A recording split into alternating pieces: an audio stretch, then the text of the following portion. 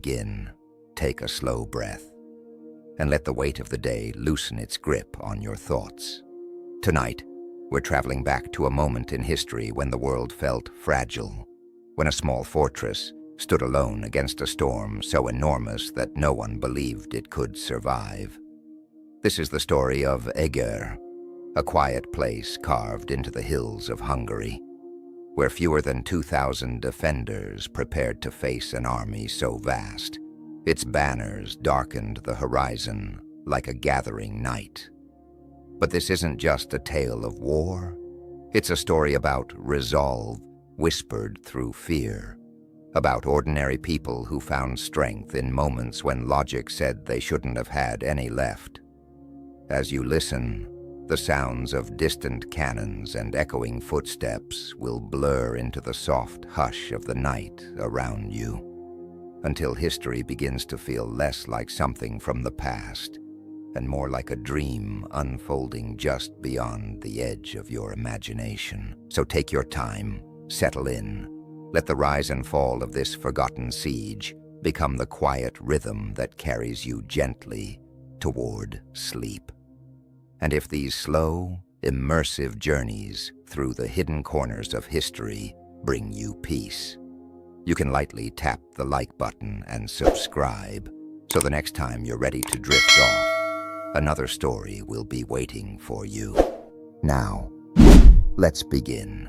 Chapter 1. Storm over Hungary. On a cool September morning in 1552, the fortress town of Eger woke beneath a sky that seemed unnaturally dark for dawn.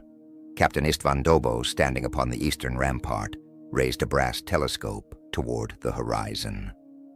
What he saw did not belong to the world of clouds or weather. It moved, slow, deliberate, and impossibly vast. It was not a storm at all. It was an army. Across the open plains of northern Hungary, a sea of soldiers advanced like a tide that intended to swallow the earth itself. At the very front surged the Ottoman cavalry, thousands of horsemen riding in disciplined ranks, armor glittering like scattered coins beneath the first rays of sunlight. Behind them, endless columns of infantry marched with mechanical precision, and trailing at the rear, dragged by straining teams of oxen, thundered the siege guns, massive bronze cannons capable of shattering stone walls with a single well-placed shot. Dobó lowered the telescope at last. His face remained calm, but inside his mind the numbers aligned themselves in a grim and undeniable pattern. 2,000 defenders against perhaps 40,000 attackers, a ratio so lopsided that any tactician would call it hopeless. Lieutenant Ferenc Zalaki, barely 19, approached with a voice that betrayed the fear trembling in his chest. 20-1, Captain. What are we supposed to do? Dobó looked at the young man, then at the cluster of officers gathered nearby. He had trained them, bled with them, trusted them, and they watched him now, with the desperate hope of men searching for something solid to cling to in a rising flood. "We hold," Dobó said quietly, as though stating a simple fact rather than a vow. "We hold until the walls fall, or until we do. And if they break through, then we make the price so high," he murmured, "that they will remember Eger long after we are dust." Around him, the castle hummed like a waking beehive. Soldiers polished muskets and checked powder.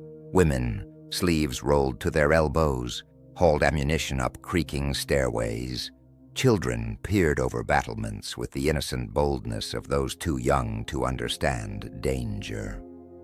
The fortress contained roughly 800 trained fighters and 1,200 civilians, families, craftsmen, priests, refugees who had nowhere left to run. Their fate, for better or worse, had become tied to these ancient stones. Dobó continued along the wall, letting his eyes sweep once more over the advancing Ottoman horde. Somewhere among those glittering banners rode Ali Pasha, a commander whose reputation stretched from the Balkans to Mesopotamia. He had never failed to take a city. Dobo knew exactly what happened to towns that resisted the Pasha's demands. Stories of mass enslavement, severed heads displayed as warnings, and executions carried out with chilling efficiency. Yet still, he stayed. Still he prepared. Still he refused to run. "Send the order," Dobo commanded. "Civilians to the inner keep, soldiers to their stations. No one fires without my signal." "Should we attempt negotiation?" Zalaki asked. Dobo turned toward him slowly. The boy's face held more hope than experience. "There is nothing to negotiate. They want Eger, and we will not give it to them." For a moment, the captain rested his hand against the old stone parapet, as though drawing strength from the fortress itself. These walls had stood nearly 2 centuries. In 6 short weeks, they would drip with the blood of both the living and the fallen. In 6 weeks, the world would remember Eger forever.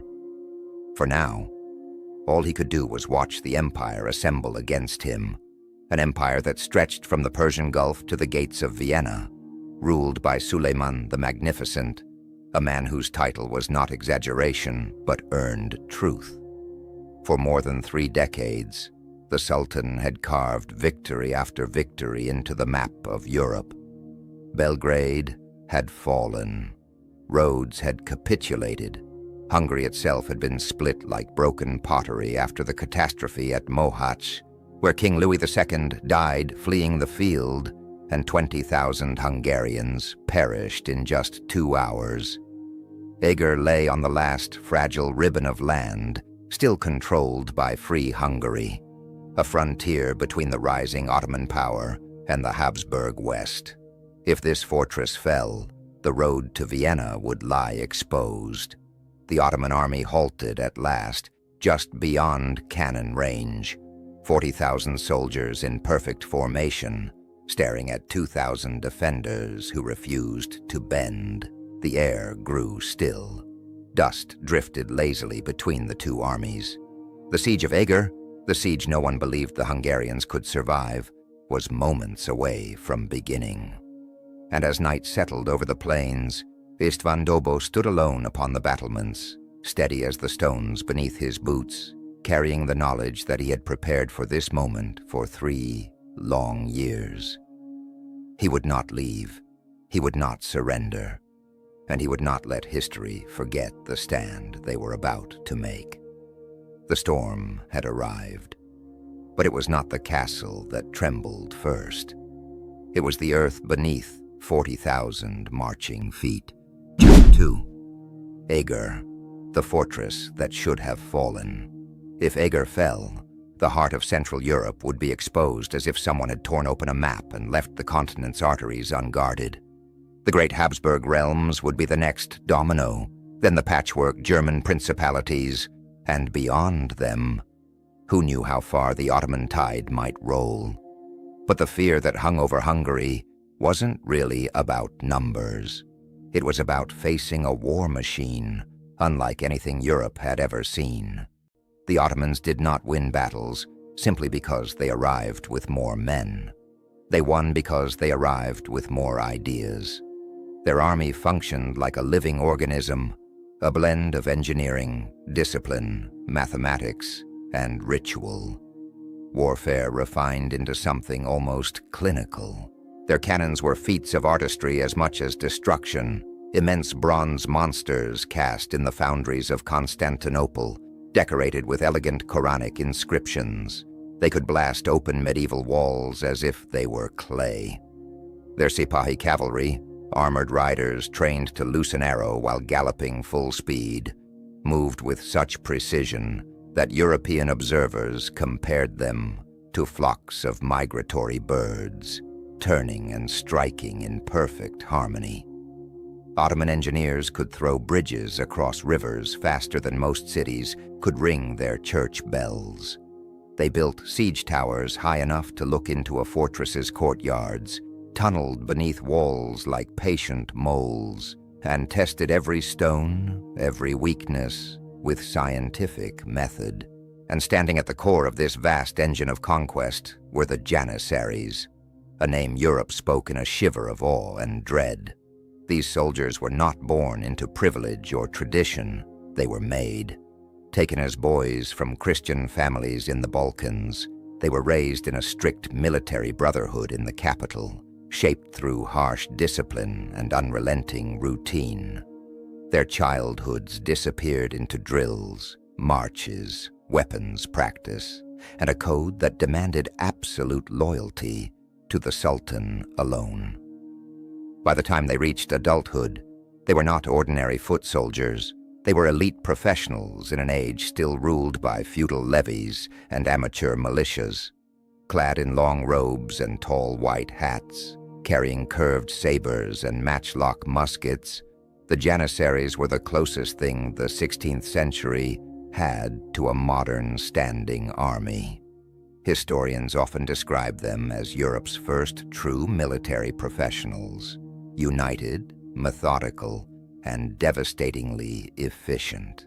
By 1552, the Ottoman Empire could field 40,000 Janissaries across its campaigns. Ali Pasha, the commander marching toward Eger, brought nearly a quarter of them with him, 10,000 disciplined fighters who had helped crack open fortresses across 3 continents. To them, Hungary was simply one more stone in the Sultan's mosaic of conquest. The Ottoman approach to besieging a city was as structured as a surgeon's procedure. First came encirclement, cutting the fortress off from food, messages, or reinforcements. Then the bombardment began. Cannons fired without pause, day and night, turning walls to rubble and nerves to dust. As the defenders scrambled to repair the damage, sappers tunneled below, packing deep caverns with gunpowder to collapse entire sections of fortification with a single thunderous blast. And when the fractures widened enough, the Janissaries advanced in coordinated waves, scaling ruins, stepping over their fallen comrades, pressing forward until defenders were smothered beneath relentless numbers. Cities that resisted too long met brutal consequences. Mercy was rarely given twice. Hungarians knew these stories well. They had watched proud towns vanish under the Ottoman crescent. Székesfehérvár, 17 days of defiance, then a massacre. Visegrad, 8 days, then silence. Temesvar, 1 month of heroic resistance, followed by torture so horrific it became a warning whispered between border villages. Everyone living inside Eger's walls understood the pattern, yet they stayed, for Hungary had run out of space to retreat, out of fortresses to sacrifice, out of families to mourn. If Eger fell, there was no safe line behind it, only the slow collapse of a country crushed between empires. István Dobó had decided long before the Ottoman banners appeared on the horizon that if a line was to be drawn anywhere, it would be drawn here, on the cliffs and towers of Eger. He was not born into great wealth or high titles. Dobó came from a modest landowning family in the hills of the Carpathians, where life demanded strength and vigilance. Danger was a familiar companion, and boys learned early to ride, shoot, and brace themselves for whatever the frontier might deliver. When Dobó was 16, that danger arrived under the moonlight, Ottoman raiders sweeping through his village, setting fire to homes and carrying off captives. Dobó's father fought to defend his family, cutting down one attacker before being struck down himself. István and his younger brother survived by hiding beneath the earth in a root cellar while the world above them burned. That night carved something into him, a mixture of grief, resolve, and a vow that Hungary would not be surrendered piece by piece without a fight. So when the Ottoman horde advanced on Eger decades later, and the ground trembled under the weight of their cannons and cavalry, Dobó did not tremble with it. He stood upon the battlements not as a nobleman, but as a survivor, a man who had already watched his home fall once and refused to watch it happen again. Eger was supposed to be a footnote, a minor fortress destined to collapse under the weight of a far superior force. But Dobo had spent 3 years strengthening its defenses, training its people, and preparing for a siege everyone else believed would never come. Now that it had, he was ready to do the impossible. Hold the strongest army on earth at bay, with barely 2,000 souls behind him. Soldiers, townspeople, priests, even children, bound together by the simple will to endure. Eger should have been a fortress that collapsed within weeks. It had limited supplies, outdated cannons, and walls that had not been tested in a generation. Yet as the Ottoman banners unfurled across the valley and the siege lines closed like jaws around the town, a strange calm settled over the defenders. This was the last threshold, the last place where Hungary could stand without falling backwards into ruin. And Dobo, shaped by a lifetime of loss and resolve, intended to make sure the world would remember that stand for centuries. The siege had not yet begun, but the stage was set. The greatest empire of the age stood poised before the walls of Eger, confident in its long record of victories. And inside those walls, a quiet defiance took root, fragile, unlikely, but unbroken. The storm was coming, and Eger, against all logic, was preparing not to flee it, but to face it. Chapter 3. Dobo takes command. Their home was gone by dawn. Smoke still clung to the valley when young Istvan Dobo stepped out of the ruined cellar where he and his brother had hidden through the night. The ashes were still warm. The charred beams still hissed. His father, who had run into the dark with nothing but a sword and the will to defend his family, would never return. And so at 17, hungry, hollow-eyed, and carrying more rage than rations, Dobo walked to the nearest garrison and enlisted. Historians often say that Dobo was forged rather than raised. Dr. Katalin Péter, a scholar of Hungarian frontier warfare, once described him as a man who didn't need to be told what the Ottomans were capable of. He had seen it, felt it, survived it. Many noblemen fought for honor or for the pageantry that came with command. Dobo fought because the alternative was annihilation. He didn't view war as a profession, but as the price for protecting a homeland already scarred by invasion. He advanced through the ranks not because someone opened doors for him, but because he pushed through them on his own. He studied the old tacticians, Romans, Byzantines, medieval commanders, searching for patterns in their victories and mistakes.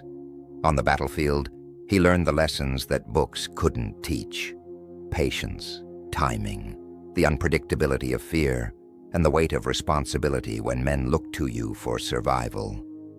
He became the kind of leader soldiers follow because they trust him with their lives, not because they fear his anger. By his mid-30s, Dobo was serving with the Vegvári, the border guards of Hungary's fracturing frontier. It was relentless, thankless work: ambushes in the forests, skirmishes along riverbanks, torchlit raids, months spent sleeping in armor because danger did not respect nightfall. It was a life where no one expected to grow old. Yet Dobo excelled. He made maps when others made assumptions. He watched the land, the enemy, the seasons. And slowly, he earned a reputation. Not as a hero, but as someone who somehow kept surviving. In 1549, when Eger Castle lost its commander to illness, King Ferdinand sought a replacement. Many officers treated the post like exile. Eger was underfunded, too exposed, and too important for comfort. But Dobo saw something others didn't. Eger was not just another fortress. It was a hinge upon which the entire northern frontier turned. If it snapped, everything behind it, families, farms, towns, would fall into Ottoman hands like a string of collapsing dominoes. So he accepted the position without hesitation. When Dobbo arrived that spring, he wasted no time preparing for a siege that most insisted would never come. He oversaw the thickening of walls with packed earth, strengthening them against the inevitable thunder of Ottoman guns. He organized workshops to repair outdated cannons, stockpiled food and powder, and drilled his men until they could hold a breach in their sleep. He trained civilians as well, teaching them to carry ammunition, douse fires, and move with purpose instead of panic. The officers whispered that Dobbo was imagining threats. He wasn't imagining, he was remembering. Then in the summer of 1552, the warning came like a cold wind. Buda, the Ottoman-occupied capital, had received reinforcements. Sultan Suleiman had ordered a vast force northward under the command of Ali Pasha. The target was unmistakable: Eger. Soon after, a messenger delivered formal orders from the Hungarian High Command.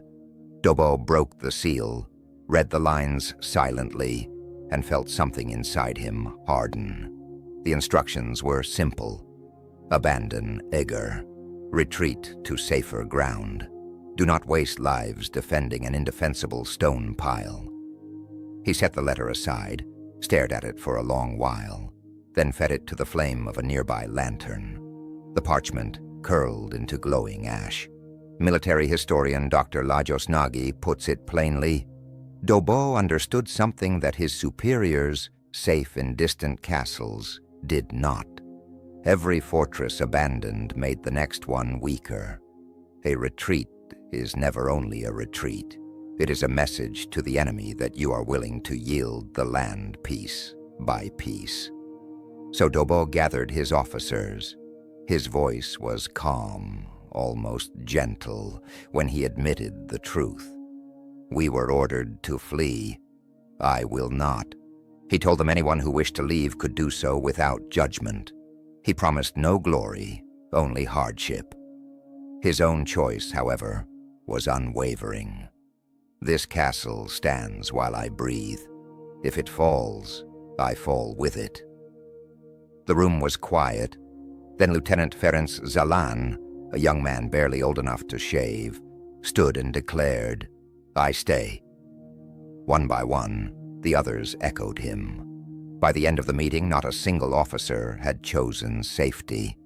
The garrison numbered around 800 soldiers, but Eger now held 1,200 civilians as well, families who had fled burned villages, priests carrying what relics they could rescue, merchants, farmers, and children with soot still smudged on their faces. Dobbo spoke to them all. The Ottomans have more men, more weapons, more everything. But we have one thing they cannot take: our reason to stand. If they want this place, they must climb over us to claim it. Some cried quietly. Others prayed. None left. By late August, the roads leading to Eger were thick with refugees from the south, places where the Ottoman vanguard already roamed. Smoke rose each day from distant fields. At night, the horizon glowed as if the world itself were smoldering.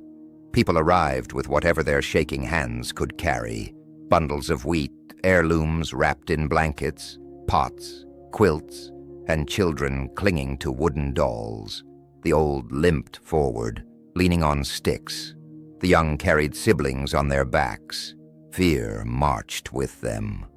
Yet Eger opened its gates to every one of them. Among the newly arrived was Eva Sisi, historically recorded as Eva Sese, a widow in her mid-30s whose husband had died at Mohacs decades earlier. She had raised their son, Mihaly, alone on a modest estate. When Ottoman scouts approached her land, neighbors urged her to flee deeper into Habsburg territory. She simply shook her head.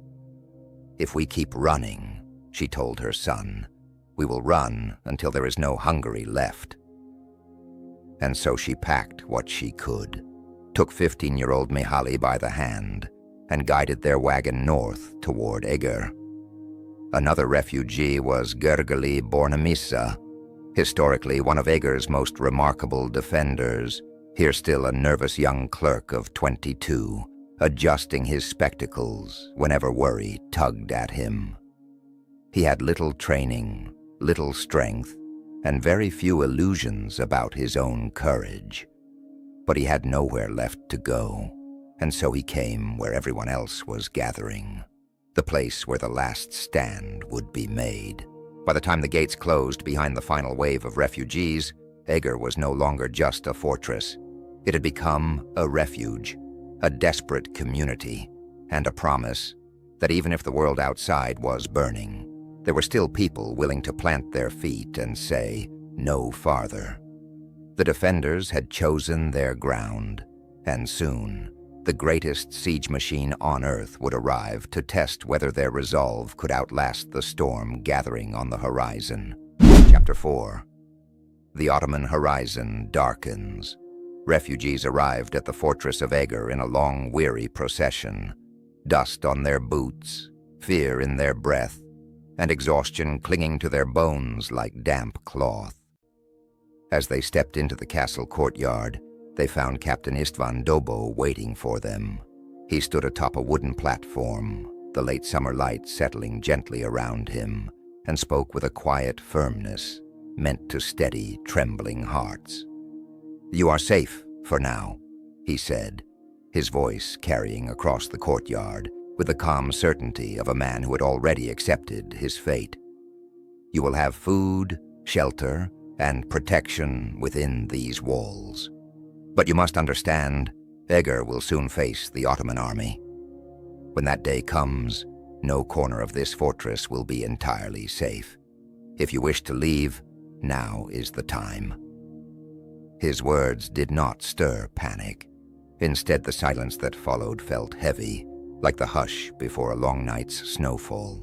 One woman stepped forward, Agnes, eyes sharp with determination, despite the soot on her clothes. "We stay," she said simply, "and if we must fight, we fight." Dobo regarded her for a long moment. In her expression he saw not recklessness, but something rarer, resolve born not from pride, but from love, for family, for home, for the fragile world behind these crumbling walls. "Can you handle a musket?" he asked. "Teach me," she replied. That answer changed everything. Dobo made a decision that commanders throughout Europe would have called madness. He armed the civilians. Not all of them, children and elders, were assigned to safer duties, such as carrying water, tending to the wounded, and preparing supplies. But every able-bodied adult was given a role that mattered. Men were grouped into auxiliary units tasked with fortifying the walls, moving ammunition, and supporting the soldiers during assaults. Women were organized into coordinated crews responsible for food, medical care, and logistics. Yet some, like Agnes, wanted more than support roles.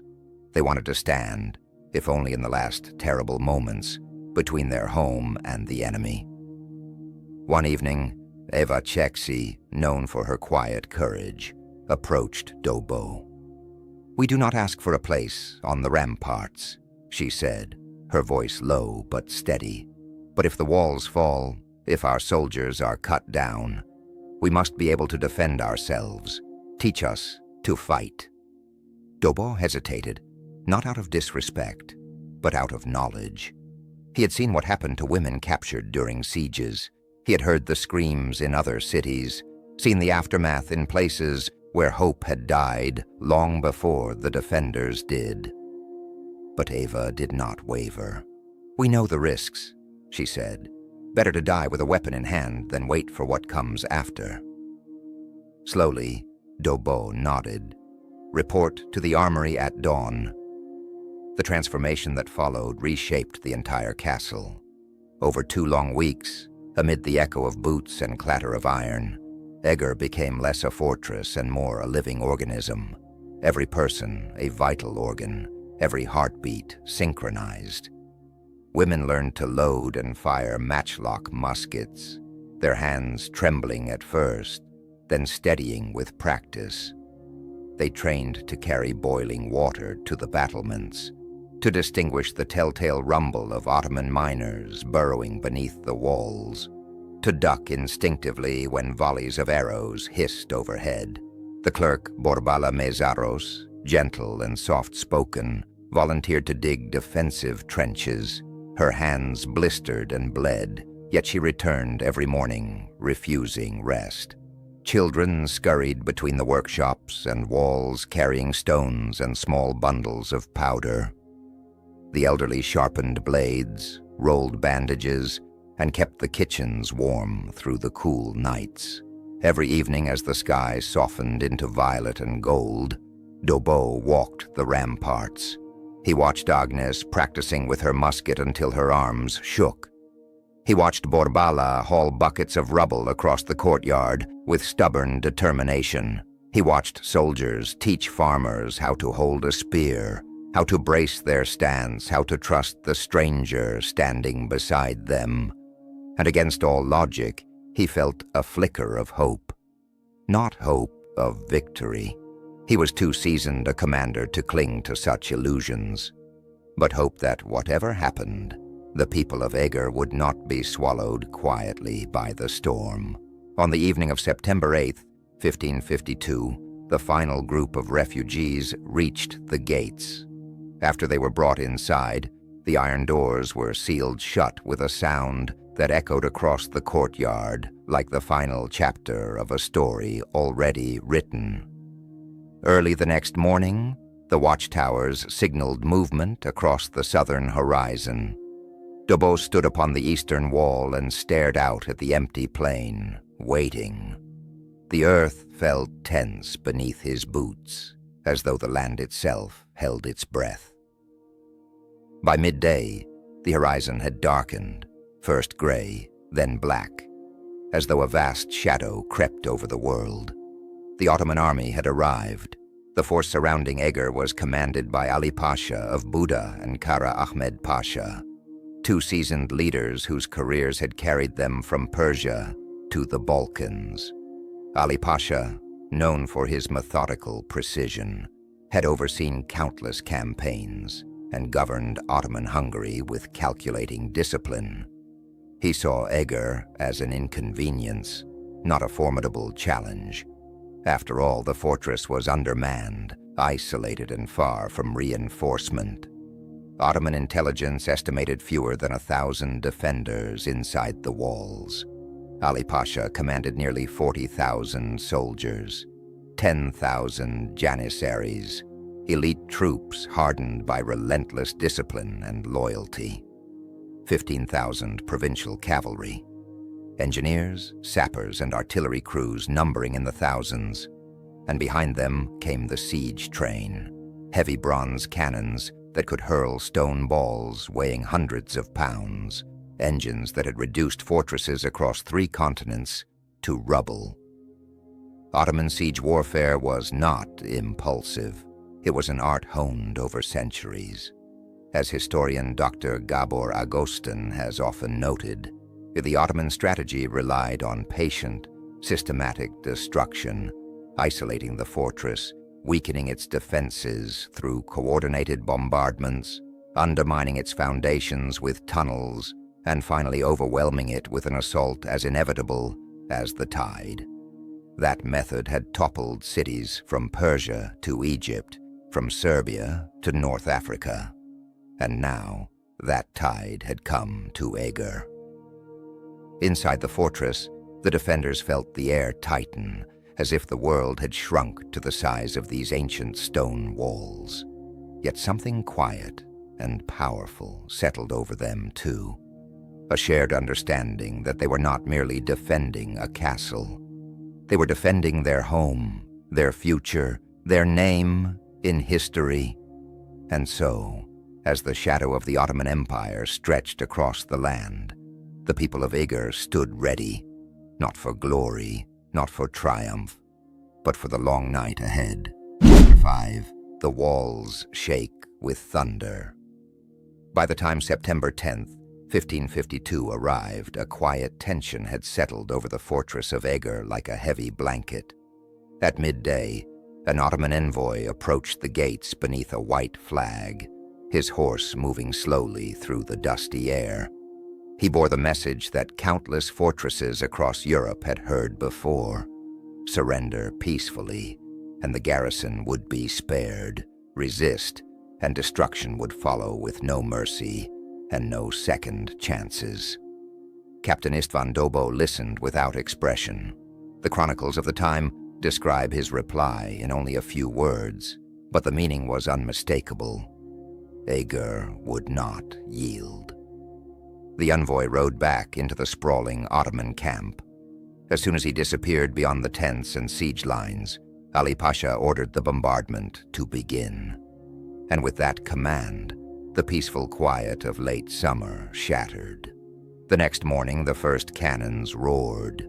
The Ottoman guns, vast bronze monsters positioned nearly 800 yards from the fortress, just beyond the reach of Eger's smaller artillery, opened fire with a roar that rolled across the valley like distant thunder. Each shot sent a deep vibration through the earth, the kind of sound that anchored itself in the chest and refused to leave. The defenders, many hearing such artillery for the first time, felt the stone beneath their feet tremble. The great stone projectiles screamed through the air before slamming into the castle walls with earth-shaking force.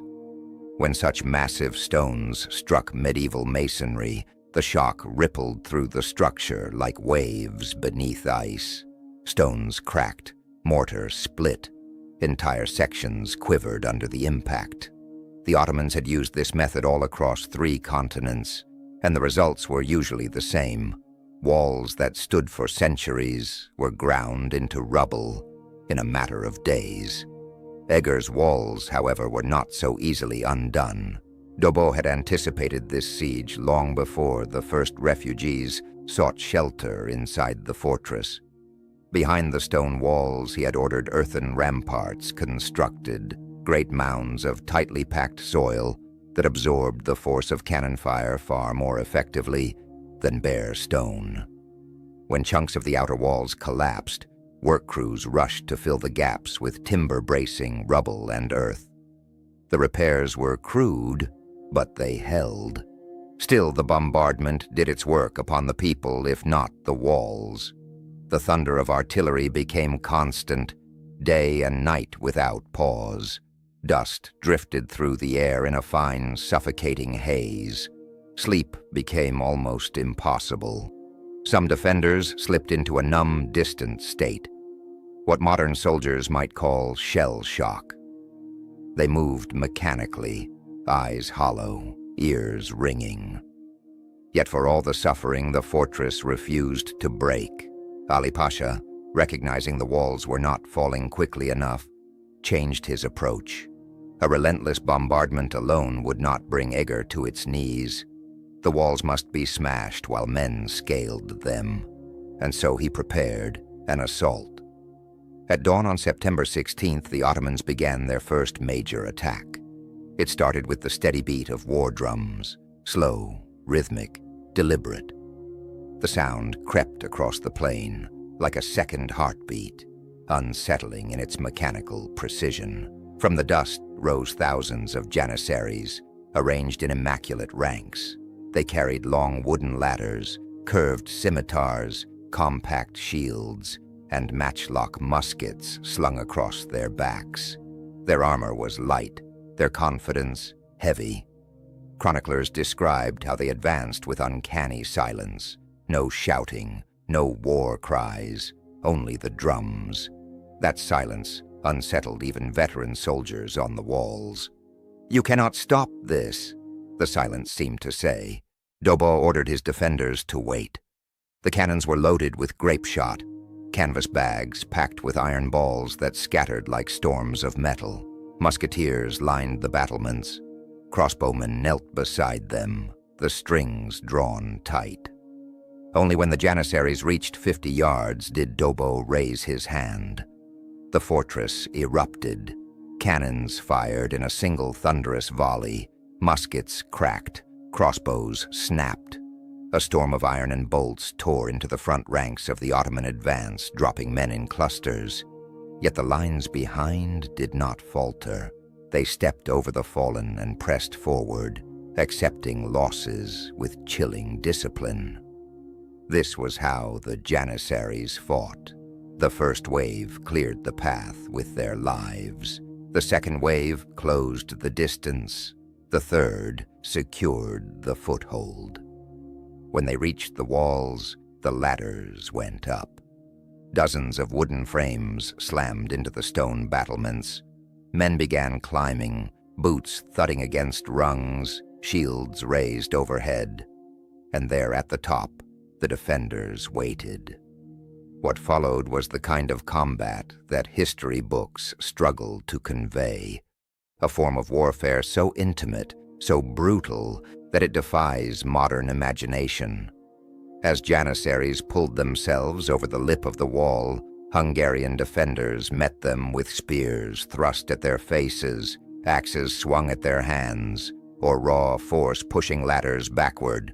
Ladders toppled, men tumbled, bodies struck the ground with sickening force. But still more kept coming. Among the defenders, the women of Eger, those trained in the frantic weeks before the siege, took their place on the ramparts. Organized by Eva Kshexi and several others, groups of women carried cauldrons filled with water, heated to a furious boil, over the fires kept burning day and night. They hauled the steaming vats up narrow stairways to the battlements and poured them over the ladders as attackers climbed. The water, cascading over helmets and bare hands, forced climbers to release their grip. Screams rose briefly, swallowed almost immediately by the noise of battle. In the chaos of that first great assault, every soul in Eger became part of the defense. Soldiers fighting with steel, civilians with whatever they could carry, children running messages, elders tending the wounded. And though the walls shook, and though the ground beneath them trembled with the endless thunder of Ottoman guns, Eger did not fall. Not that day, not yet, for the storm outside had only begun to gather its strength, and the defenders knew the darkest nights of the siege were still ahead. Chapter 6. When the women took up arms. Night still clung to the stones of Eger's walls when the first warnings rippled through the fortress. Ottoman soldiers, gathering like a dark tide below the battlements, pressed toward the ladders and narrow arrow slits. As they climbed upward, expecting frightened civilians to cower behind the parapets, they were met with something entirely different. Women, steadfast, steady-handed and unflinching, stepped forward with cauldrons of scalding liquid prepared hours earlier. When the Ottomans clustered at the base of the walls, the defenders tipped the boiling mixtures over the edge. Water, oil, and rendered fat cascaded downward in white-hot sheets. The effect was immediate and harrowing. Soldiers struck by the liquid collapsed into agonized screams, dropping weapons and scrambling blindly away. Some writhed on the frozen earth, others clawed at their faces in panic, their vision stolen by heat and pain. Even those who survived the first wave were often too burned to fight again. Boiling liquids had long been part of siege warfare, but what distinguished Eger's defense was its sheer coordination. Captain Istvan Dobo had prepared for this moment for months, quietly storing vast amounts of oil and water, training civilians, women included, in how to pour, when to pour, and how to do it while arrows hissed overhead. Under Dobo, Eger's garrison became a single living organism, every hand contributing to the fortress's survival. For nearly 4 relentless hours, wave after wave of elite Janissaries surged toward the bastion, and each time, the defenders pushed them back. By mid-morning, the base of the eastern wall was a grim landscape of Ottoman dead and wounded. At last, Pasha Ali ordered the assault to stop. The Janissaries withdrew in disciplined lines, carrying their wounded but abandoning countless fallen comrades beneath the shadow of the walls. The Hungarians gazed down at the aftermath with a mix of exhaustion and disbelief. They had endured, but not without cost.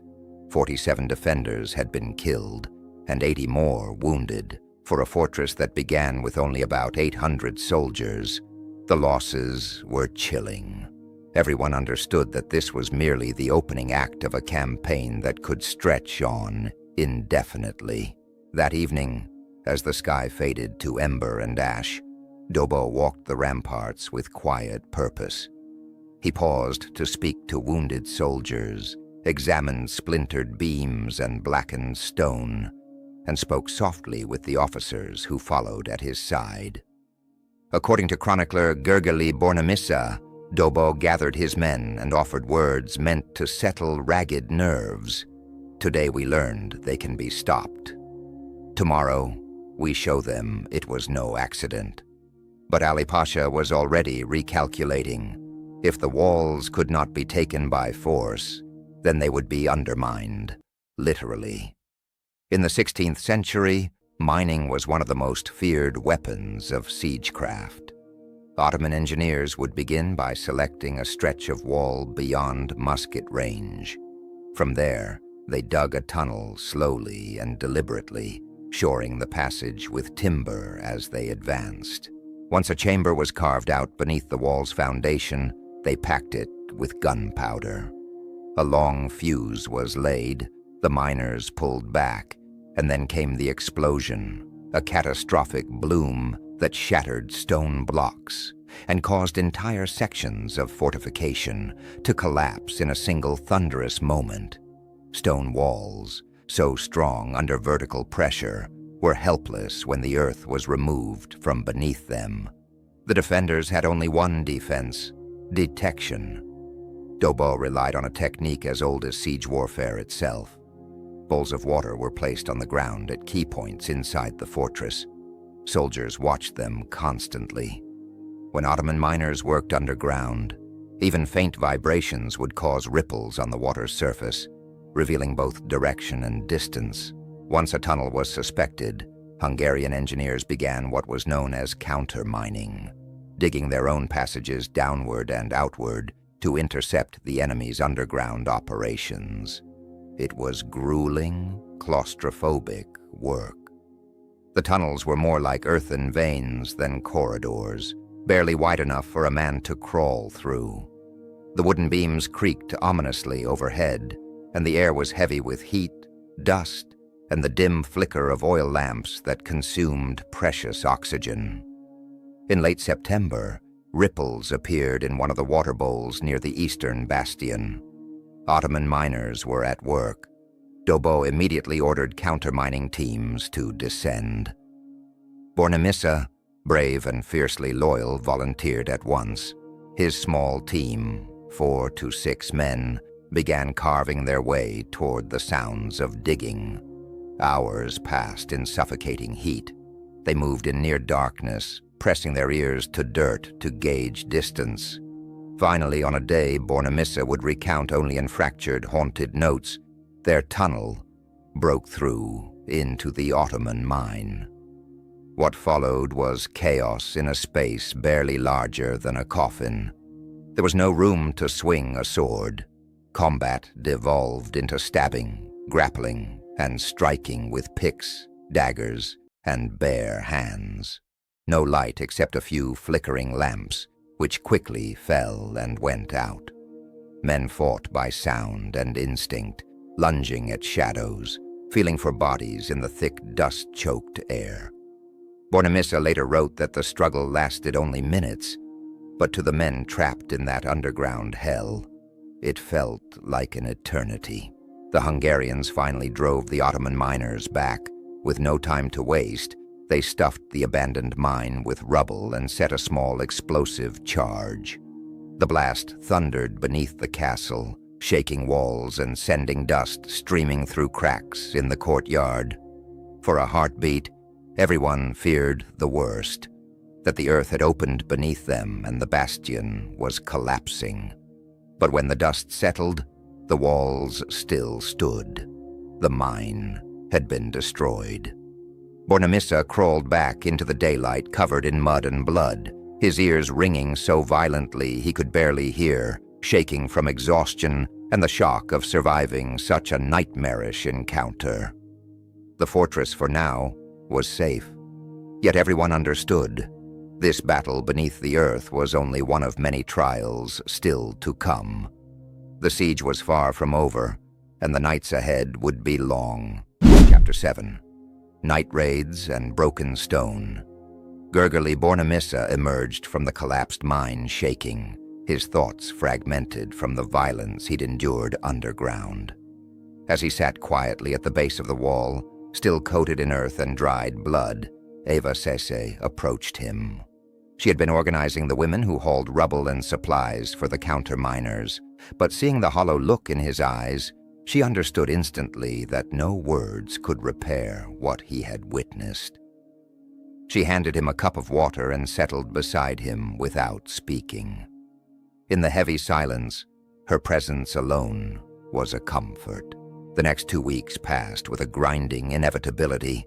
Ottoman engineers launched 4 additional mining attempts, each more desperate than the last. And every time, Hungarian counterminers intercepted them, though the work gnawed at their strength. The fortress was beginning to fray at the edges. Barrels of gunpowder had dwindled to alarming levels. Food rations were cut again, so that even the hardy soldiers felt the scrape of hunger each morning. Casualties continued to rise, filling the makeshift hospital that had once been Eger's chapel with the wounded and dying. Ali Pasha, frustrated that the fortress still stood after nearly 3 weeks, resolved to crush Eger with a single overwhelming blow. By early October, the rhythm of the siege had hardened into something almost ritual. Bombardment at dawn, sporadic assaults throughout the day, the ceaseless pulse of mining and countermining beneath the earth, and always, the slow erosion of supplies within the walls. The garrison was nearly spent. Gunpowder was down to a fraction of what Dobo had begun with. Food barely stretched from one day to the next, and medical supplies had run dry long before the last bandages were soaked through with blood. Civilian women tended wounds with linen scraps and whispered prayers, trying to keep infection at bay through hope alone. On the 3rd of October, the Ottomans unleashed their largest assault yet. Ali Pasha committed almost 15,000 men, striking multiple sections of the wall at once in an attempt to force a breach by sheer weight of numbers. The attack began at dawn, when the cannons roared to life in a roar that rolled across the valley. For 2 endless hours, they hammered the eastern and southern walls until stone chips rained like hail. Only when the smoke began to drift did the drums begin to thunder. Lines of janissaries advanced with shields raised like a moving roof, ladders slung across their shoulders. Behind them, Anatolian infantry surged forward in dense ranks. The sheer size of the force meant to smother the exhausted defenders into collapse. Inside the fortress, Dobo had barely 500 able-bodied soldiers left to defend more than 500 meters of wall. The numbers were impossible until the civilians stepped into the fray. Historians speak with awe of the women of Eger during this assault. Led again by Eva Sese and others whose names were never written down, the women formed their own fire teams. They heated enormous cauldrons of water, oil, and melted fat until they bubbled and spat, then carried them, sometimes under volleys of Ottoman arrows, to the places where the defenders were about to be overwhelmed. When the janissaries finally reached the top of their ladders, the women poured the boiling liquid directly onto them. The screams that followed echoed across the stones, and the attackers fell in writhing heaps. Many were blinded, many burned beyond saving, and yet still the women continued, their faces set with grim determination. They fought with the same courage as the soldiers, though at unbelievable cost. Once the Ottomans realized who was dealing such devastating damage, archers began targeting the women deliberately. One account speaks of a woman, her name lost to time, who was struck by an arrow while carrying a cauldron. She fell, and the boiling oil spilled across two women beside her. All three died before nightfall, but others immediately stepped in to replace them. Another story describes a defender seized by a janissary who had reached the parapet. When he lost his footing, he pulled her over the wall with him. She plunged 30 feet onto the rocks, dying instantly. By midday, the eastern wall was slick with blood, oil, shattered shields, and broken ladders. Bodies of Hungarians and Ottomans alike lay heaped at the base of the ramparts. The air was thick with smoke, gunpowder, and the heavy scent of death. But despite the horror, the walls did not break. Finally, in the early afternoon, Ali Pasha signaled the retreat. The Ottoman army had been mauled. Some estimates claim more than 2,000 killed or wounded in only a single day. Eger's defenders had suffered terribly as well, 93 dead and more than 100 wounded. Yet still impossibly, the fortress held. That night, Eva Sese sat on the chapel steps alone. Her hands were blistered and peeling from hours of handling scorching cauldrons. She wept quietly, not out of pain, but out of bone-deep exhaustion and the unbearable weight of all she had seen. Dobo found her there and lowered himself beside her without speaking. The silence between them stretched long, filled only by distant moans from the wounded within the chapel. After a while, she asked him in a hoarse whisper, "How much longer can we endure this?" Dobo looked at her for a long moment, then answered with the steadiness of a man who refused to surrender, "As long as we must." It was the only answer he could give, but deep within, he knew the truth. Eger was running out of time. By mid-October, the walls were scarred and weakened, food was nearly gone, and the last crates of ammunition were being rationed with desperate precision. His garrison could no longer win by strength. All they had left was resolve, and the hope that it might be enough. Chapter 8. The siege tightens. Though the Ottomans still outnumbered him 20-1, Captain Istvan Dobo knew that numbers alone didn't decide battles. Perception did. Strength could be imitated, confidence could be manufactured, and so, as the walls of Eger trembled under constant bombardment, he shifted from brute resilience to subtle misdirection. Each night, small detachments of soldiers marched in looping paths behind torchlight, moving in circles that, from the outside, resembled the arrival of fresh reinforcements. The sounds of boots, armor, and whispered commands drifted into the darkness where Ottoman scouts listened. What they heard suggested an army far larger than the truth. At the same time, Dobo ordered the remaining cannons, those that still had powder, to fire in well-timed volleys throughout the night. The shots were not aimed at enemy positions. Instead, they were fired simply for noise, each thunderous blast hinting at ample ammunition stores. And then there was the singing, war songs, old Magyar hymns, rustic folk melodies, hundreds of voices rising together beneath the battered towers. Their voices carried across the valley, drifting into the Ottoman encampment as if the garrison were fearless and unbroken. Historians would later call these tactics early psychological warfare. Dobo understood that Ali Pasha was relying on fragmented reports. If the defenders could manipulate those reports, they could reshape Ottoman expectations. And remarkably, the strategy worked. Scouts returned to Ali Pasha, claiming that reinforcements had reached the fortress, that the cannons fired in abundance, that morale soared rather than withered. By late October, however, Ali Pasha had his own worries. The siege had dragged on for over a month, far longer than he ever predicted. Thousands of his men had already fallen. Supplies from the south were slow to reach him. Winter crept closer each day, and the Hungarian highlands in winter were no place for a starving army. Worse, his reputation now hung in the balance. He had promised the Sultan a quick victory. Instead, he was facing a stubborn fortress that refused to break. Records from Istanbul reveal that Ali Pasha sent increasingly urgent messages to Constantinople requesting fresh troops and supplies. But even if reinforcements were approved, they would not arrive before the cold season closed the mountain passes. Every day he lingered before the walls of Eger, his own position weakened. There was another danger, too, rumors of a Hungarian relief army. Throughout October, reports spread through the Ottoman camp of cavalry seen in the northern hills, of campfires spotted at night, of scouts clashing with Hungarian riders. The fears were only half-founded.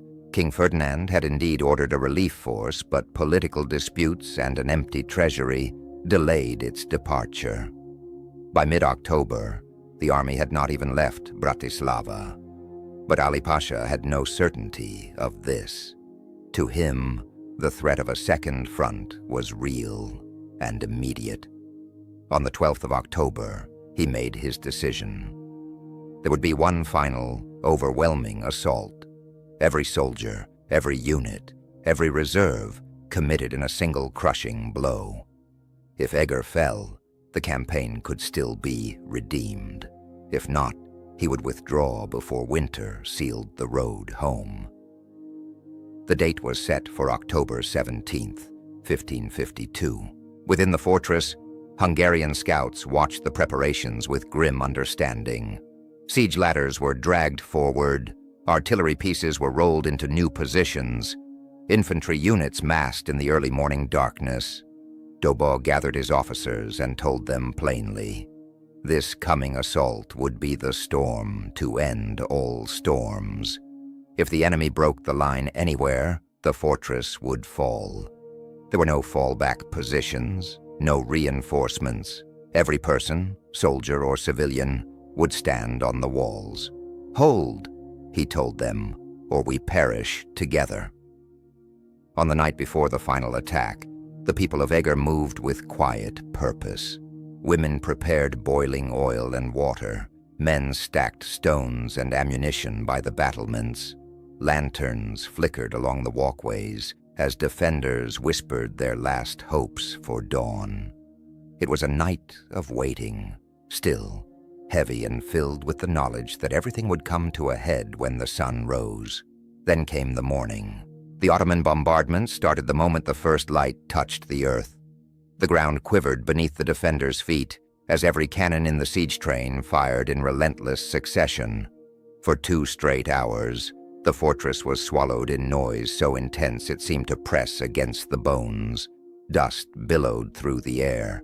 Sections of the eastern wall buckled and collapsed. The southern bastion cracked like an egg struck by a hammer. And then, as abruptly as it began, the cannon fire stopped. A strange, ringing silence followed. Through the haze, the deep boom of Ottoman drums began to roll like thunder. Contemporary accounts estimate that nearly 25,000 Ottoman troops advanced on Eger that morning. They came from every direction. Janissaries surged toward the eastern breach. Provincial infantry flooded the southern approach. Dismounted cavalry approached the western gates with battering rams. It was not simply an assault. It was a tidal wave of humanity crashing against stone. The defenders answered with everything they could muster. Cannons packed with grape shot fired at point-blank range, ripping through dense formations. Musketeers loaded, fired, and loaded again, even as their barrels glowed red from heat. Women carried boiling cauldrons to the walls, flinging the scorching liquid down upon the attackers. Others hurled stones or swung improvised weapons at anyone who made it to the parapets. The fighting devolved into chaos. 3 breaches opened in the outer walls, and Ottoman soldiers poured through them like water through broken rock. And yet, astonishingly, the defenders did not break. Their backs were to the fortress.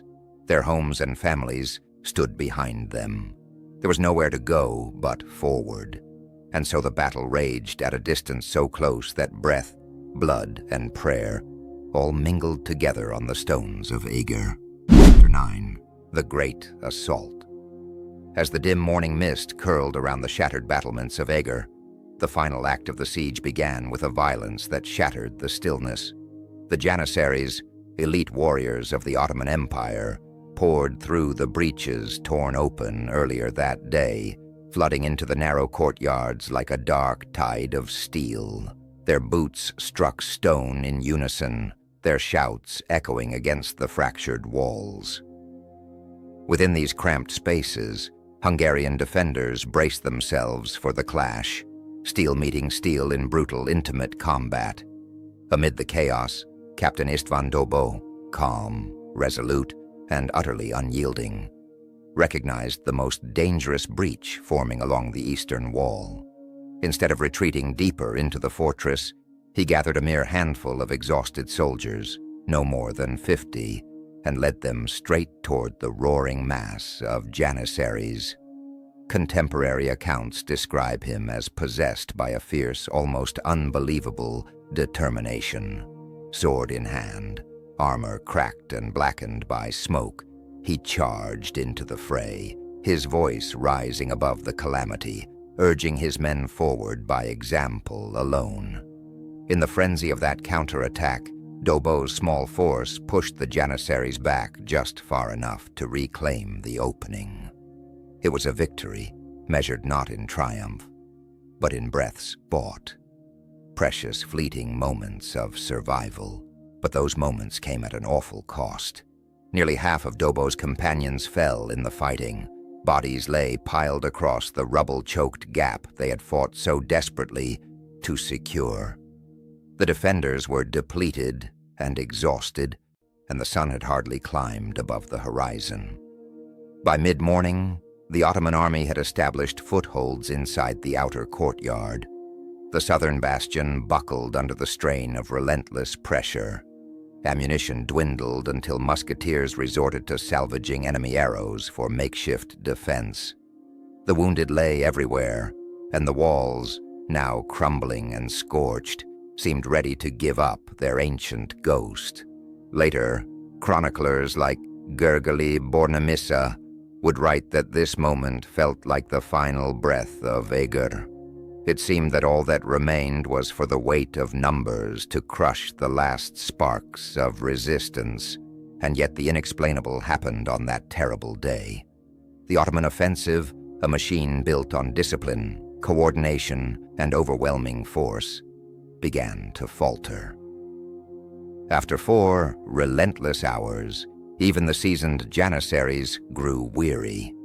Breaches became choked with their own fallen. Every courtyard they entered demanded another climb over bodies. Their strength bled away, step by step, life by life. Meanwhile, the Hungarians, despite dwindling in number, fought with a defiance that confounded military logic. For every defender who fell, another stepped forward, sometimes wounded, sometimes elderly, sometimes barely more than a youth, but all resolute. Colonel Voss, a modern historian, reflects that the stand at Eger defies rational calculation. Everything suggested the fortress should have collapsed, yet something deeper than strategy held the line. Leadership, desperation, unity, perhaps a touch of faith. Whatever it was, it kept the walls standing just long enough. Around midday, Ali Pasha finally ordered his troops to pull back temporarily. The Ottomans collected the wounded and dragged heavy bodies from the breaches. For the first time in hours, the air settled. Inside the fortress, the defenders seized the pause to rebuild their barricades with whatever they could reach. Broken beams, shattered masonry, burning timbers, even the fallen themselves. The silence was grim, but in it, the defenders rediscovered their breath. 2 hours later, the Ottomans surged forward again. But something was different now. The second assault lacked the earlier precision. Formations wavered. Officers struggled to keep order. Fatigue clung to every soldier like a heavy cloak. The defenders, battered though they were, felt the shift immediately. They held the lines. They pushed back. What had once been a desperate struggle for survival slowly, almost impossibly, transformed into a defense that felt stable. The attackers no longer had the strength to force a decisive breakthrough. By late afternoon, the final Ottoman charges had disintegrated into scattered, uncoordinated attempts. Eger's defenders repelled them with grim efficiency. When the sun dipped behind the hills, Ali Pasha called an end to the assault. His men retreated to their camp in silence. And on the walls of Eger, the defenders, soaked in sweat, blood, and ash, stood unmoving, too drained even to raise a cry of victory. They had survived the worst day of the siege, but they felt like ghosts standing among ghosts. Night fell gently over the ruined fortress. No drums echoed from the Ottoman camp. No cannons thundered. Only the soft wind moved through the shattered ramparts. Inside Eger, the survivors took stock of their world. Of the original 800 soldiers who had defended the fortress at the beginning of the siege, fewer than 300 could still fight. Hundreds of civilians had been killed. The wounded overflowed from cellars and storerooms. Smoke hung low over what remained of homes and towers, and yet the flag of Eger still flew. For the next 2 days, scouts peered cautiously toward the Ottoman encampment. Slowly, unmistakably, movement began. Tents were being lowered. Wagons groaned under the weight of equipment. Artillery teams dismantled their guns. Soldiers formed long, weary columns. On the 18th of October, the unbelievable truth reached the walls. The Ottomans were withdrawing. Their supplies had grown thin. Winter's approach threatened the campaign. Casualties mounted too high to ignore, and rumors of a Hungarian relief force, though delayed, added fresh uncertainty. Ali Pasha made his decision. The siege had failed. 40,000 soldiers marched away, leaving behind their dead, their broken hopes, and a fortress they could not conquer. The following morning, as dawn gilded the shattered stones of Eger, lookouts confirmed the emptiness of the Turkish fields. The enemy was gone. The siege was over. Against every expectation, Eger still stood. That same evening, Ali Pasha sat alone within his command tent, surrounded by the remnants of reports and casualty lists. It was not a single devastating blow that had defeated him, but a long, grinding, relentless resistance. Somewhere between the first cannon shot and the final retreat, he had lost an army to exhaustion and stubborn Hungarian courage. Ottoman archives estimate their losses during the siege to be between 8,000 and 10,000 men, numbers that reached far beyond statistics. Among them were janissaries trained from childhood, artillerymen who had built their craft over decades, engineers whose expertise could not be replaced. The Siege of Eger did not end with a triumphant cheer, but with a quiet breath of relief, one spoken by a fortress that had refused to die. 10. Ottoman morale crumbles. For the Ottoman Empire, losing 10,000 men in a single campaign might not have shattered their strategic capacity. Armies could be replaced, reinforcements called from distant provinces, and the wheels of conquest kept turning. Yet there was a deeper, more insidious blow inflicted at Eger. Losing so many elite soldiers to a minor fortress, not merely failing, but doing so at great human cost without tangible gain, was a humiliation that gnawed at pride and morale alike. Ali Pasha faced this truth as he surveyed his exhausted forces. Supplies were dwindling, gunpowder almost spent, and winter whispered its approach across the Hungarian highlands.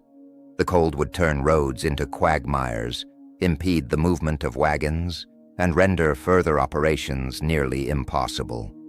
Even with supply caravans, 40,000 men required more food than the valleys could offer.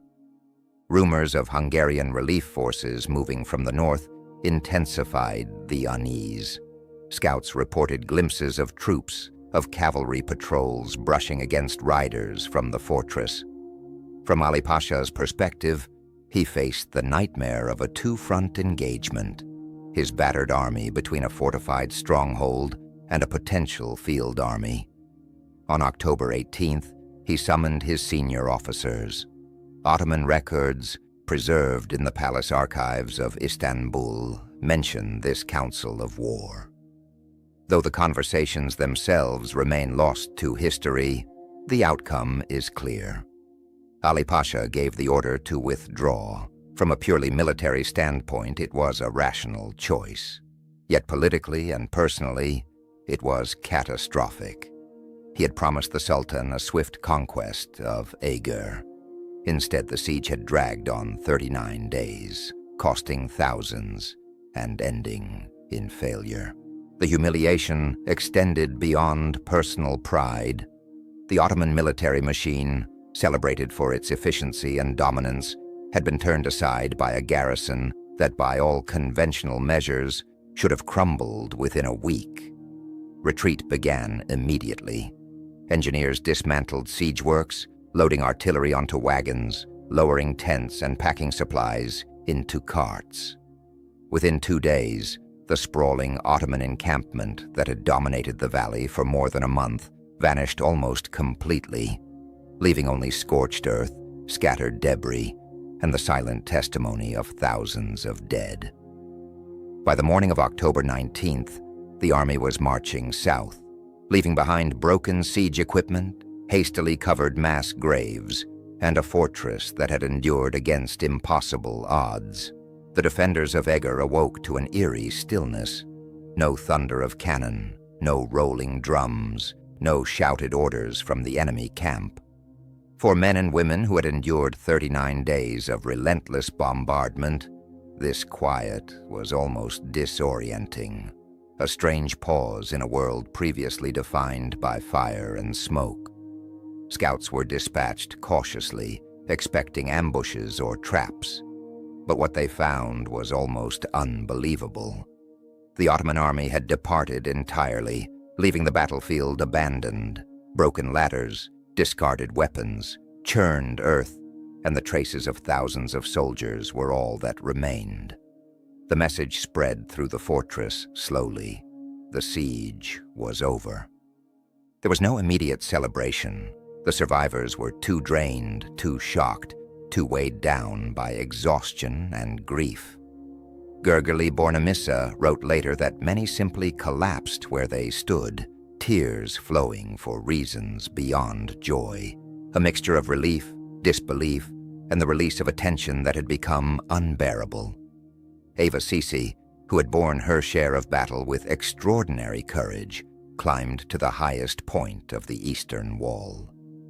She sank to her knees and stared out across the empty plains where the Ottoman army had once massed. For nearly an hour she remained motionless, her thoughts lost or in the impossibility of survival. Captain Istvan Dobo walked among the shattered battlements, accompanied by his few remaining officers. His eyes traced the broken walls, collapsed buildings, and debris-littered courtyards. He spoke little, but where he paused, he offered quiet words to civilians or soldiers alike, offering reassurance more in presence than in speech. Dobo understood, better than anyone, that survival did not equal victory.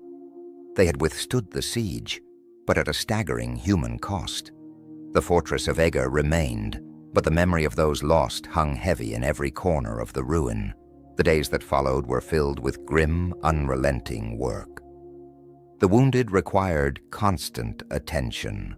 Over 300 men and women suffered injuries ranging from musket shots and burns to crush wounds from falling masonry. The makeshift hospital overflowed, and civilian women, many with no prior medical experience, tended to the sick and injured, cleaning wounds, setting broken limbs, and attempting to prevent infection with only the simplest tools.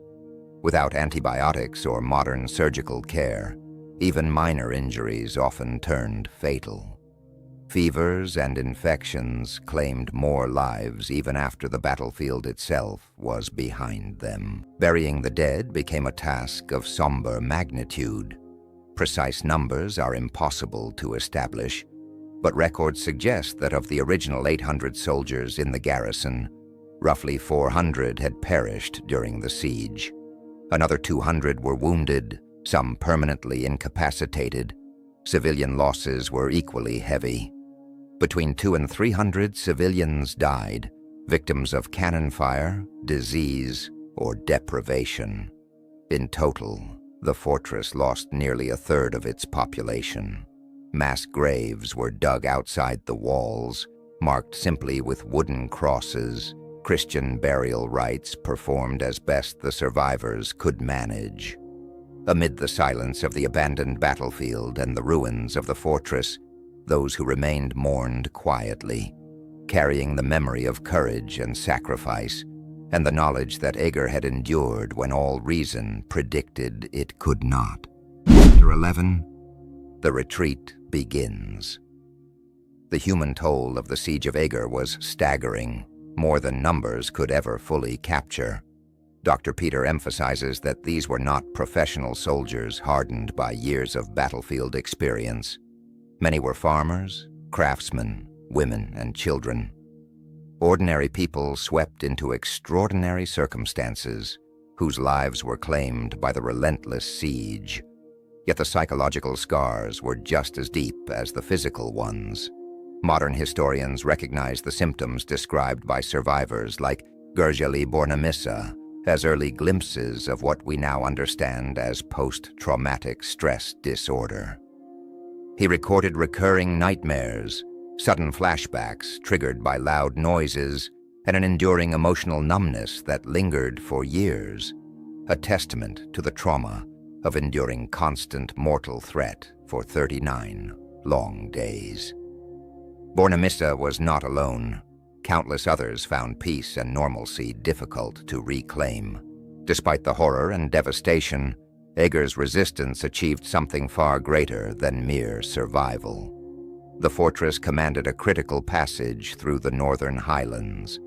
Had it fallen, the Ottomans would have secured an unimpeded route to the mineral-rich towns of Upper Hungary, centers of gold, silver, and copper production that sustained the Habsburg crown. More than that, the fortress had halted the Ottoman advance in its tracks. Ali Pasha's failure ensured that the 1552 campaign ended not in victory, but in a grinding stalemate.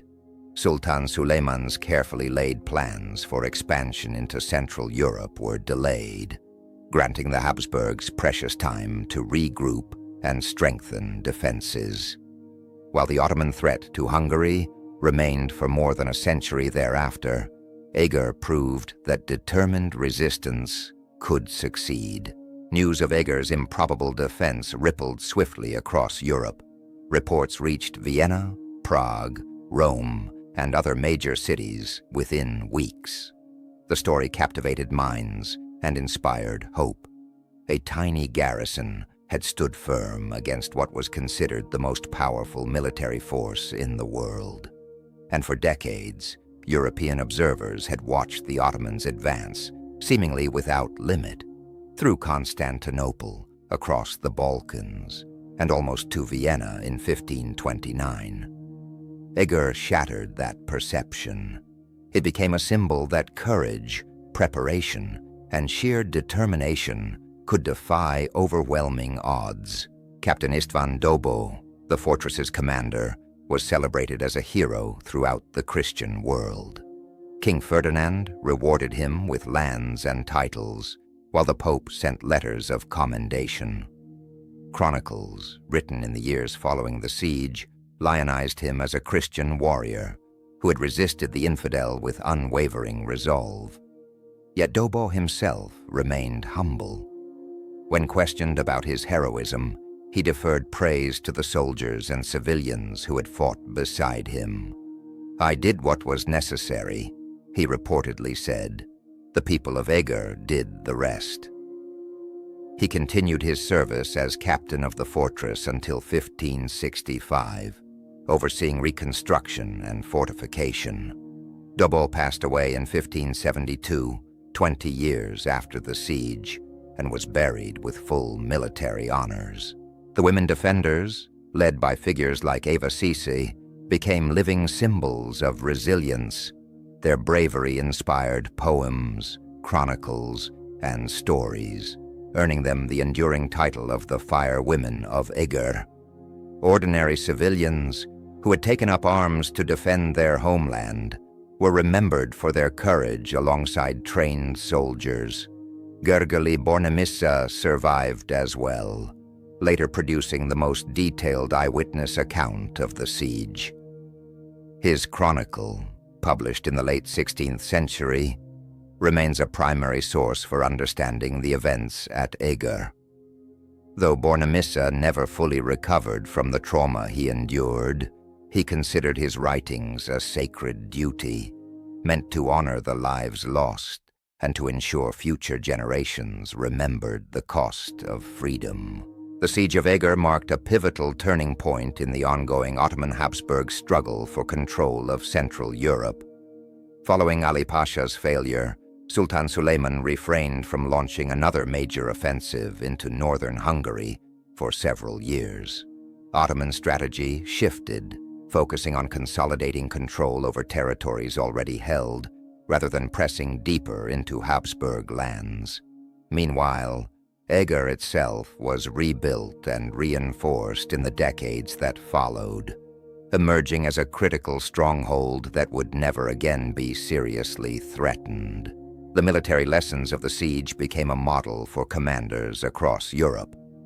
Dobbo's tactics, using earthwork reinforcements behind stone walls, integrating civilian defenders, coordinating countermining operations, and employing psychological deception to exaggerate the fortress's strength, were studied and emulated.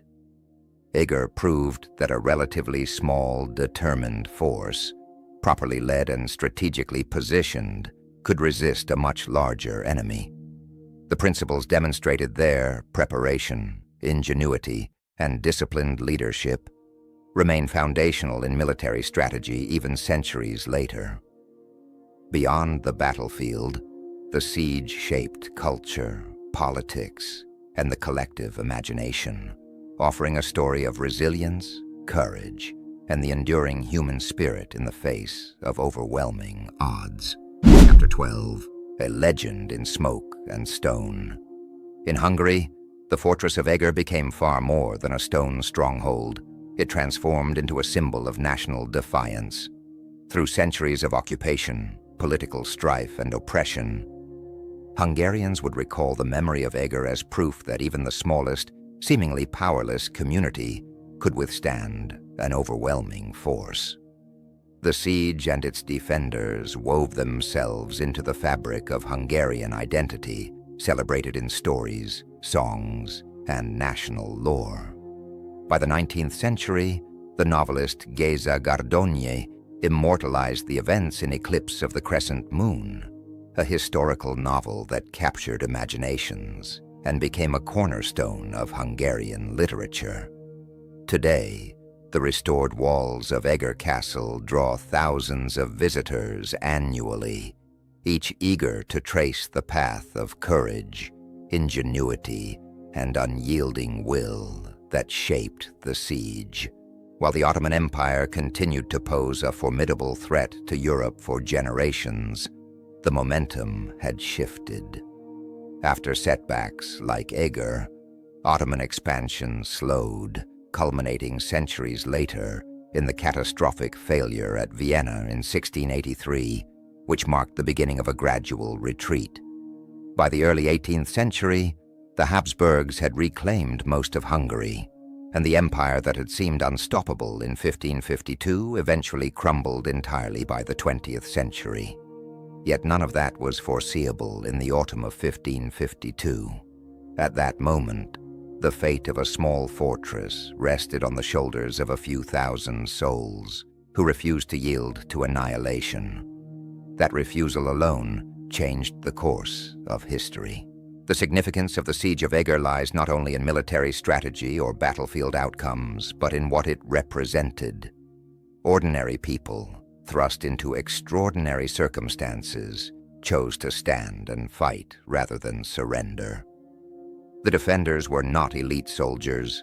They were farmers, craftsmen, refugees, women who had never held a sword, and children who carried stones simply because it was all they could do. They did not fight for glory, conquest, or wealth. They fought because submission, enslavement, or the destruction of their homes was intolerable. Eger reminds us that history is often shaped not only by kings and generals, but by ordinary individuals who, in moments of crisis, decide that some things, freedom, dignity, life itself, are worth defending, no matter the odds. Leadership played a crucial role in that defense. István Dobo was not a legendary tactician nor a charismatic orator, but he was competent, deliberate, and unwavering under pressure. He prepared his garrison, made measured decisions in desperation, and crucially, placed trusts in those under his command, soldiers, civilians, and women alike, to rise to the occasion. That trust was repaid in full. Leadership in times of crisis is not measured by grand gestures, but by preparation, clarity, and belief in the people around you. And Dobo embodied that principle completely. The Siege of Eger also illustrated the limitations of military power. The Ottomans possessed overwhelming advantages, numbers, technology, experience, and resources, but none of that could compensate for the indomitable will of the defenders. Morale mattered. Terrain mattered. The determination of 2,000 people atop a rocky fortress in northern Hungary outweighed the calculations of generals and the might of an empire. Bombardments, mines, repeated assaults, all failed to break the human spirit defending those walls. The story resonates because it demonstrates the extraordinary capacity of ordinary individuals when pushed to their limits. The defenders of Eger faced impossible odds, yet they held firm. They proved that courage, preparation, and refusal to surrender could achieve what logic deemed impossible. History has remembered those who stand when standing seems futile. And in the autumn of 1552, the people of Eger did exactly that. 4.5 centuries later, their legacy endures. Eger was more than a fortress. It was a statement. Freedom is worth defending, and ordinary people are capable of extraordinary feats. In the smoke, rubble, and blood of that siege, 2,000 souls demonstrated that the human spirit, when tested, can surpass any army. They held fast when all seemed lost, and the world has never forgotten their courage. The story of Eger, of its defenders, and of the indomitable heart of those who refuse to surrender continues to inspire. That is the lasting truth, the enduring legacy, and the timeless power of Eger. My final thought. As the echoes of the siege fade into the quiet of the night, what remains is not the roar of cannons or the clash of blades, but the quiet strength of a small community that refused to yield. Eger's defenders stood against impossible odds, not because they believed they would win, but because they believed some things were worth protecting. Their homes, their families, and the fragile hope of a future untouched by conquest. Their courage did not come from numbers or resources, but from a unity forged in desperation and trust. And as we look back across the centuries, their story becomes more than a military triumph. It becomes a reminder that human resilience often reveals itself most clearly in the moments when failure seems certain. In the stillness after the storm, Eger stands as a symbol of what quiet determination can achieve, even when the world seems to be collapsing around it. If this journey through bravery, fear, and unshakable resolve helped calm your thoughts or carried you a little closer to rest, feel free to return anytime. There are countless stories like this, soft echoes from the past, waiting to be told in the quiet hours when the world slows down. And if you'd like these peaceful historical narrations to reach you whenever you need them, you can gently tap the like button and subscribe before you drift off. No pressure, no rush. Just a small way to let the next story find you exactly when you're ready for it. For now, allow your shoulders to relax, let your thoughts loosen, and let sleep take over from here. Good night.